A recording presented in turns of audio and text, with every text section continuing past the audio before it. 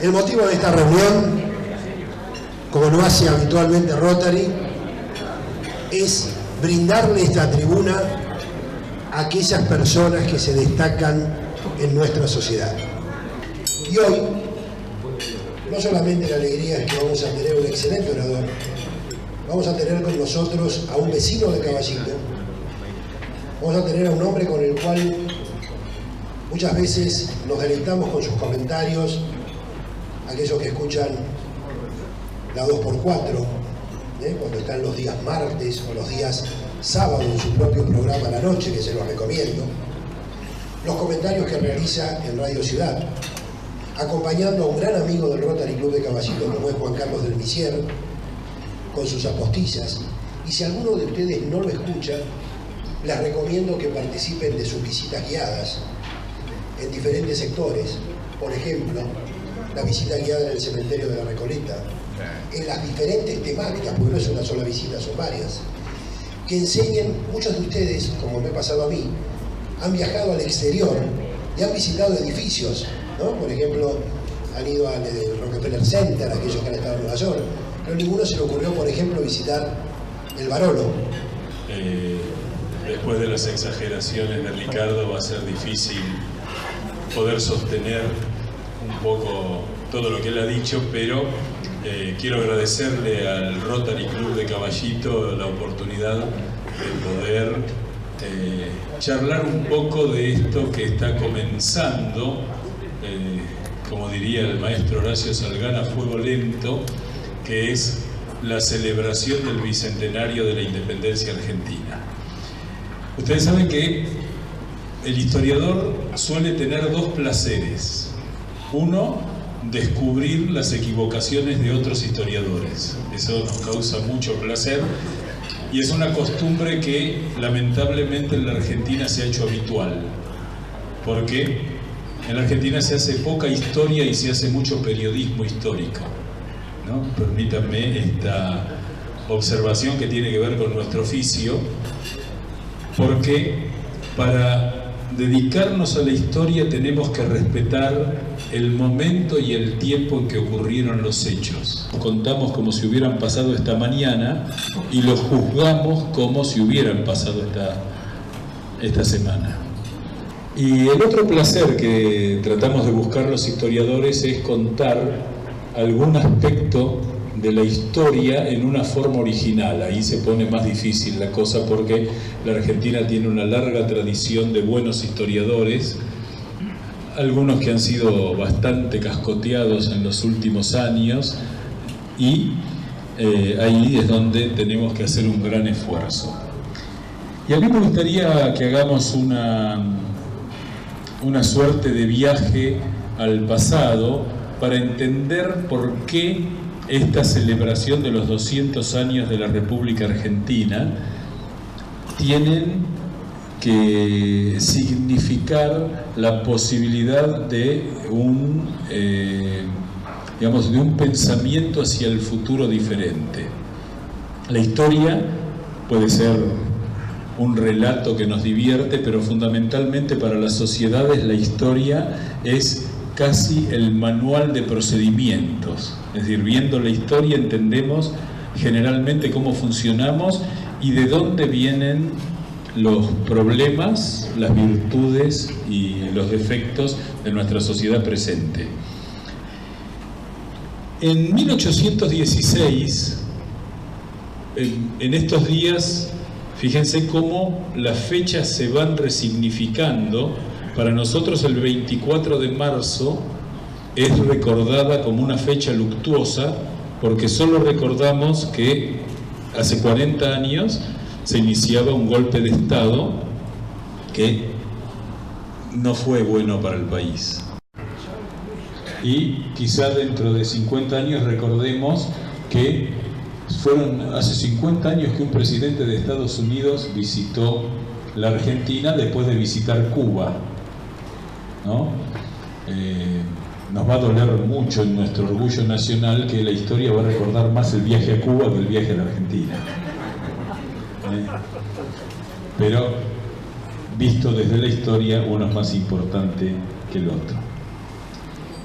Es interesante pensar que se eligió San Miguel del Tucumán, una ciudad que ni siquiera era capital de gobernación, porque la gobernación estaba en Salta del Tucumán, en Córdoba del Tucumán, en Charcas, en Potosí, en Buenos Aires. Se eligió porque quedaba en el medio del enorme territorio que componían las Provincias Unidas del Río de la Plata. Es decir, desde Charcas, hoy ciudad de Sucre, en Bolivia, a Tucumán, era la misma distancia que de Tucumán a Buenos Aires. Entonces, como un viajecito en un buen carruaje tardaba 2 meses, si se hubiera instalado en otro lado, era bastante complicado. Y se eligió Tucumán por esa razón, y no había un solo edificio público capaz de recibir una reunión de 30 diputados. El Congreso de Tucumán fueron 31 diputados. Se reúnen en una casa que la tuvieron que alquilar, la casa de Francisca Bazán de Laguna, que era la única casa que tenía una sala donde entraban 30 sillas, ¿no? Con una mesita en la punta para que se sentara el presidente. Y en esa población del Tucumán, estos muchachos que se reunieron, había militares, había 9 curas o clérigos, y estaban locos.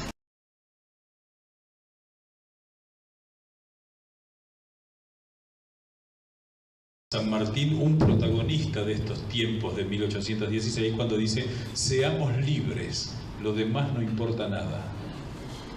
Esa vieja orden al ejército de los Andes que plasma el espíritu de Tucumán.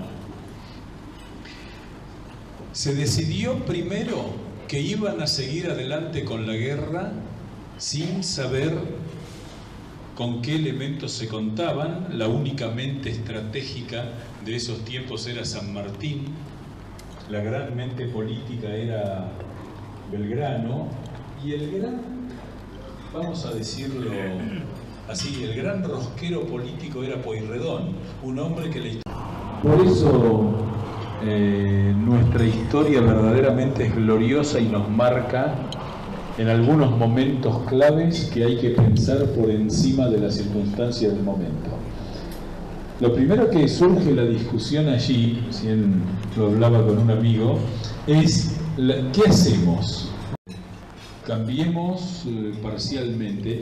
Y hay una anécdota simpática de la historia argentina, que es que se contactan a través de Manuel Belgrano, un enviado de Manuel Belgrano se contacta con Juan Bautista Condorcanqui, el hermano de Tupac Amaru, que vivía exiliado en África y que llega a Buenos Aires.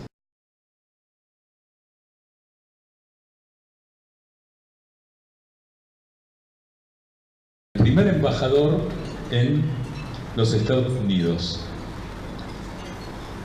que va a terminar trágicamente porque enloquece, y cuando lo traen desde Baltimore a Buenos Aires, lo encierran en una de las bodegas del barco que lo traía y nunca le dieron de comer. Por lo tanto, al llegar el barco a Río de Janeiro descubrieron que había muerto de hambre en el viaje.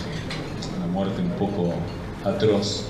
Pero la cuestión es que Martín Thompson cumple una función muy significativa porque envía los primeros ejemplares de la Constitución de Estados Unidos a Tucumán para que se discuta en el Congreso. Y ahí nace la posibilidad de un pensamiento federal en la Argentina.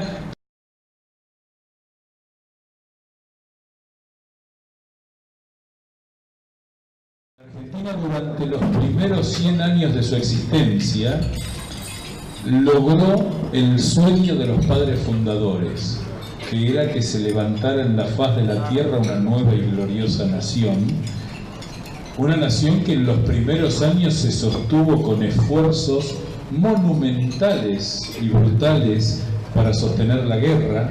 El ejército de los Andes es una prueba inequívoca de una voluntad a mí no me gusta usar ni la palabra inquebrantable ni incansable, porque si uno no se cansa y no se va a quebrar, en realidad no es meritorio. Lo meritorio es cansarse y seguir adelante, me parece. Piensen ustedes que aquí debe haber mucha gente que se dedica a las actividades comerciales, profesionales e industriales. El impuesto a los ingresos brutos en la ciudad de Buenos Aires en 1817 fue elevado al 72% para juntar el dinero para sostener el ejército de los Andes.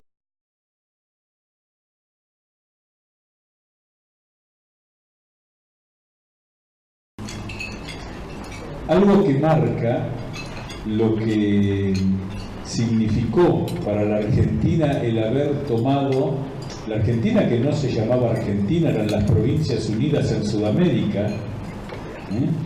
Por supuesto que cuando uno escandalosamente dice que es Provincias Unidas porque se copiaron de Estados Unidos, entonces se arma un lío bárbaro, pero sí fue. Sí. Se tomó el ejemplo de los Estados Unidos, que eran en ese tiempo una moderna democracia.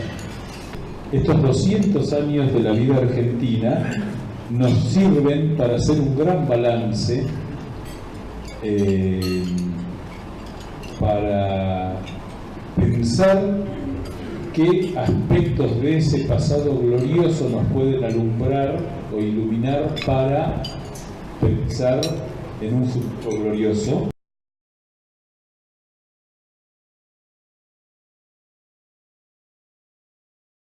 Muchachos, no podemos ir a pelear como si fuéramos pendencieros sin saber por qué peleamos.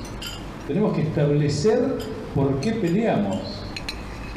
Y en ese sentido la historia argentina ha puesto hitos, algunos más trágicos, otros menos, y si uno mira la historia argentina, que tiene sus altibajos, que tiene momentos en los cuales uno se vuelve loco, en los cuales uno realmente se desalienta, siempre ha tenido la Argentina esa idea de que un estándar ético, un paradigma ético es imprescindible para ser un gran país.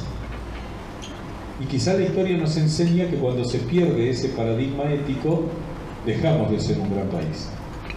No son cuestiones que van separadas, no son cuestiones que están divorciadas unas de otras.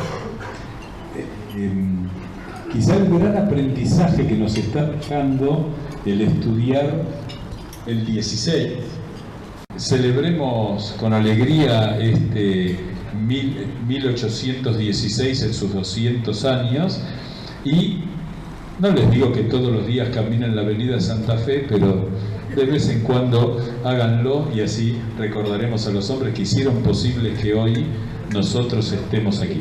Muchísimas gracias.